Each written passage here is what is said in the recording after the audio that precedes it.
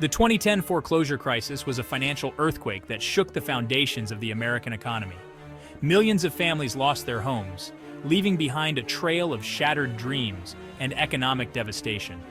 At the heart of this crisis was a toxic mix of irresponsible lending practices and Wall Street greed.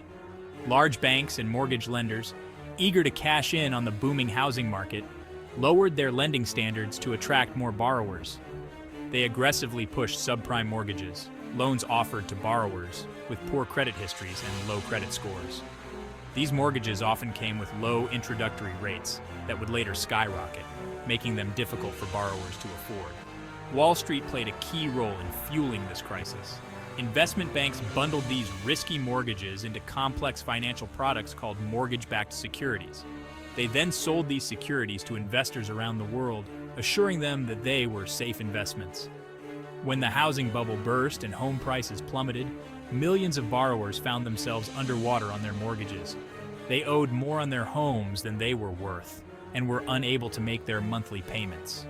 This triggered a wave of foreclosures that ripped through communities across the country. As the foreclosure crisis spiraled out of control, a shocking scandal emerged that further exposed the depth of the problem: robo-signing. This illegal practice involved employees of mortgage companies signing off on thousands of foreclosure documents without proper review or verification. These robo-signers often had no knowledge of the details of the loans or the borrowers involved. They simply signed their names, sometimes using electronic signatures, to speed up the foreclosure process. This practice was rampant and revealed a systemic disregard for the law and the rights of homeowners facing foreclosure. The robo-signing scandal sparked widespread outrage and prompted investigations by state and federal authorities. It became a symbol of the recklessness and disregard for the law that pervaded the mortgage industry. The scandal also raised serious questions about the validity of millions of foreclosures, casting a long shadow over the housing market. Adding fuel to the fire of the foreclosure crisis was the Mortgage Electronic Registration Systems, Inc., better known as MERS. This private company was created by the mortgage industry to streamline the process of tracking and transferring mortgage loans. MERS operated as an electronic registry, allowing lenders to transfer mortgages without recording the transactions in local land records. This practice, while intended to simplify the mortgage process, created confusion and chaos when the housing market collapsed. The use of MERS made it difficult to determine who actually owned a mortgage when a borrower defaulted. This lack of transparency opened the door to widespread fraud and abuse, as lenders and servicers struggled to produce the necessary documentation to foreclose on homes. The legal challenges to MERS's role in the foreclosure process added another layer of complexity to the crisis. Courts across the country grappled with the legality of MERS's practices, and many questioned whether the company had the legal standing to foreclose on homes. In the face of this unprecedented crisis, lawmakers in Washington, D.C. faced mounting pressure to address the foreclosure epidemic and provide relief to struggling homeowners. One legislative response was H.R. 3808, the Emergency Homeowner Relief Act of 2010. This bill, introduced in the House of Representatives, aimed to provide $15 billion in aid to homeowners facing foreclosure. The bill proposed to create a program that would offer homeowners temporary loan modifications and financial assistance to help them stay in their homes. While H.R. 3808 represented a significant attempt to address the foreclosure crisis, it ultimately failed to pass the Senate. The bill faced opposition from Republicans who argued that it amounted to a taxpayer-funded bailout for irresponsible borrowers. Despite its failure, H.R. 3808 highlighted the challenges of crafting effective legislative solutions to a complex crisis. It also underscored the political divisions that often hampered efforts to address the needs of struggling Americans. Section 5. Justice served. Major settlements and the price of accountability. As the dust settled from the foreclosure crisis, attention turned to holding those responsible for the meltdown accountable for their actions. The Justice Department launched investigations into the practices of major banks and lenders, and a series of high-profile settlements followed. In 2012, Bank of America agreed to a record $16.65 billion settlement to resolve claims related to its mortgage lending practices. This settlement included billions of dollars in relief to homeowners who had been harmed by the bank's actions. Other major banks, including J.P. Chase, Wells Fargo, and Citigroup, also reached multi-billion-dollar settlements with the government. These settlements, while significant, did little to ease the pain of the millions of families who had lost their homes. Critics argued that these settlements were a slap on the wrist for the banks that had profited from the crisis. They pointed out that no senior executives were held personally accountable for their actions. The settlements, while providing some measure of financial relief, failed to address the systemic problems that had allowed the crisis to occur. Section 6. The Long Shadow of Foreclosure, a Crisis of Confidence and Economic Scars. The 2010 foreclosure crisis left a long shadow over the American economy and psyche. The crisis triggered a deep recession, resulting in millions of job losses and a sharp decline in economic output. Beyond the economic devastation, the crisis also eroded trust in the financial system and government institutions. Many Americans felt betrayed by the banks they had trusted and disillusioned by the government's response to the crisis. The foreclosure crisis exposed deep flaws in the American dream of homeownership. It revealed the dangers of predatory lending, lax regulation, and a financial system that prioritized profits over people. The crisis also highlighted the racial and economic disparities that persist in American society.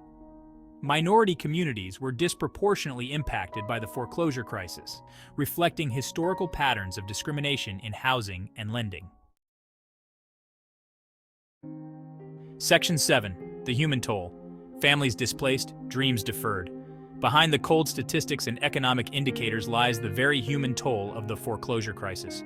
Millions of families were uprooted from their homes, their lives turned upside down. The crisis left an enduring legacy of pain, loss, and shattered dreams. For many families, losing their homes meant losing their life savings, their sense of security, and their connection to their communities. Children were forced to switch schools, families struggled to make ends meet, and communities were torn apart. The emotional and psychological trauma of foreclosure can be profound. Many families experienced feelings of shame, anger, and despair. The crisis took a toll on their mental and physical health, leaving lasting scars. The foreclosure crisis was not just an economic crisis, it was a human crisis of epic proportions.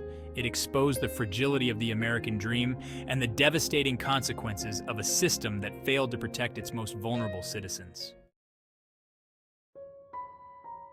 Section 8. A Generation Scarred, the Millennial Housing Hangover. The 2010 foreclosure crisis cast a long shadow over the lives of millennials, many of whom came of age during this tumultuous period. The crisis had a profound impact on their attitudes towards homeownership, their financial well-being, and their overall life choices. Saddled with student loan debt and facing a weak job market, many millennials delayed major life milestones, such as buying a home, getting married, and starting families. The crisis made them more cautious about taking on debt and more skeptical of the traditional path to the American dream. The foreclosure crisis also contributed to a widening wealth gap between generations. As home values plummeted, many millennials saw their dreams of homeownership evaporate. This left them at a significant disadvantage compared to older generations who had benefited from decades of rising home values.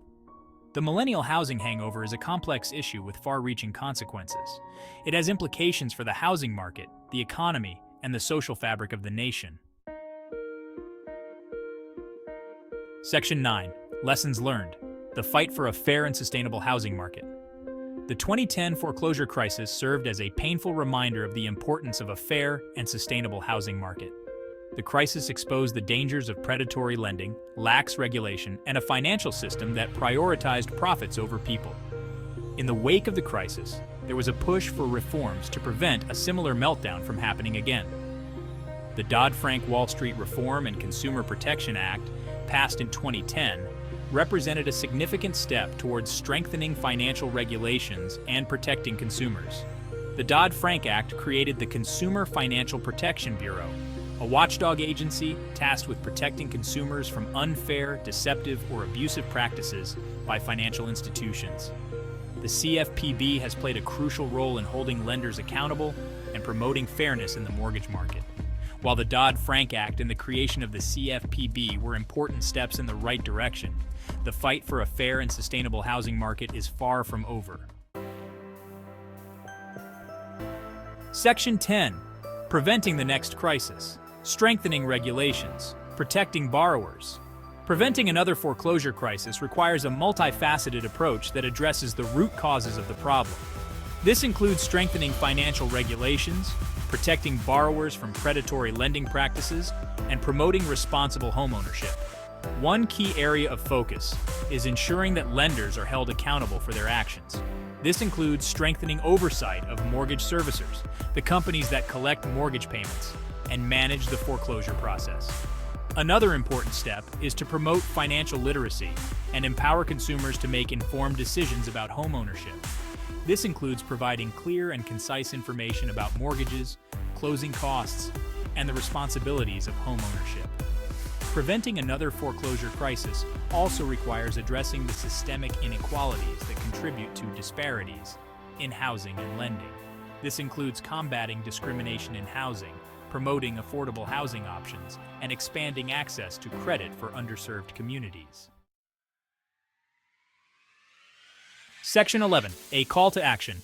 Building a more equitable and just housing system. The 2010 foreclosure crisis was a wake-up call for America. It exposed the deep flaws in our housing system and the urgent need for reform. Building a more equitable and just housing system requires a collective effort from policymakers, industry leaders, and everyday citizens.